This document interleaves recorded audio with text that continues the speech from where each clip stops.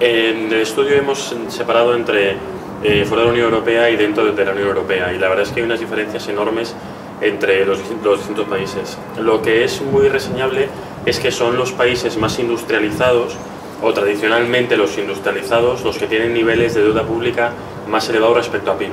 El más preocupante sería el caso de Japón, que tiene una deuda pública sobre PIB del 233%, y los casos de Islandia y Estados Unidos, que fueron dos países que han sido muy azotados por la crisis financiera, son también muy elevados. En el caso de ambos países, por encima del 100%.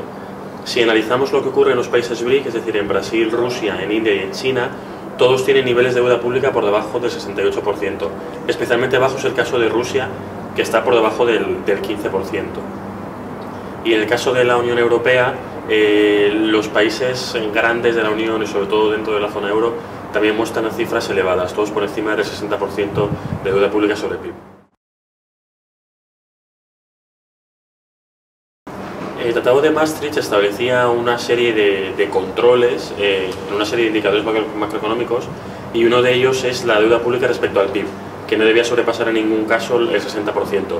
Si se analiza lo sucedido desde la entrada en vigor del tratado, esto se ha roto en muchísimas ocasiones. De hecho, ahora mismo de los países fundadores solo está cumpliendo Luxemburgo, y de los 5 países grandes de la Unión Europea, que son España, Italia, Francia, Alemania y Reino Unido, no cumple ninguno.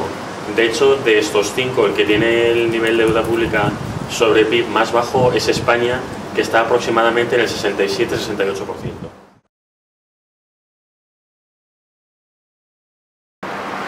Para 2016 se espera aumentos en niveles de deuda, sobre todo deuda pública respecto a PIB, en países como Estados Unidos. También en Rusia se espera un crecimiento importante.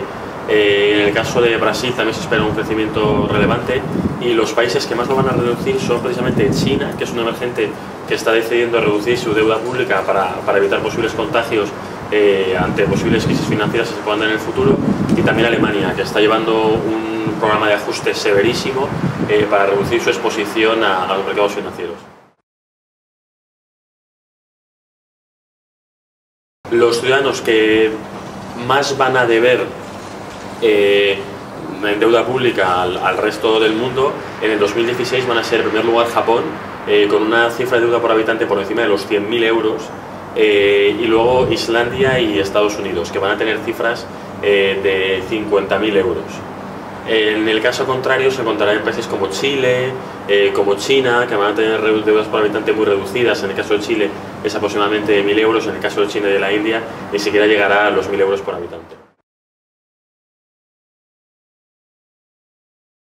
España debe, como país, en este momento, unos 723.000 millones de euros, lo que supone un 67% del PIB.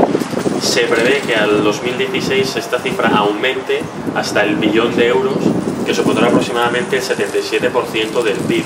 Es decir, que se prevé que en los próximos 5 años el país tenga que seguir endeudándose para hacer frente a sus pagos.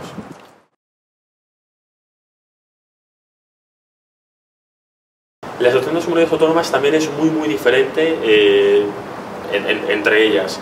Por ejemplo, tenemos el caso de Madrid, que es la que tiene una cifra de deuda pública sobre PIB más modesta, que está aproximadamente entre el 8 y el 9%, y sin embargo Cataluña o Castilla-La Mancha tienen cifras del 23% o inclusive del 30% en el caso de Cataluña respecto al PIB.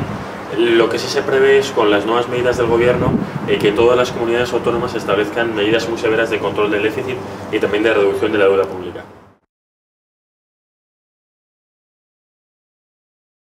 La situación de los ayuntamientos es muy parecida. Si se analiza la situación en las principales ciudades por población del país, se observa como las cifras son muy elevadas. En el caso de Barcelona la deuda es de 1.000 millones, pero sin embargo si lo comparamos con Madrid esta cifra queda muy pequeña. La ciudad de Madrid debe más de 6.000 millones a diferentes acreedores. Es decir, es toda la administración pública la que tiene un nivel de deuda bastante considerable.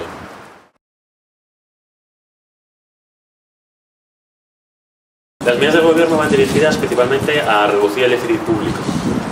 Para esto se están haciendo una serie de recortes importantísimos. De hecho, esta misma semana se ha anunciado por parte del Ministerio de Economía y Hacienda una reducción del gasto sanitario y también de educación, y lo más probable es que en los próximos meses veamos más medidas de ajuste, sobre todo de gasto corriente del Estado y de las administraciones públicas en general, y muy probablemente también otra subida de impuestos para poder reducir el déficit público vía reducción de gastos y aumento de ingresos.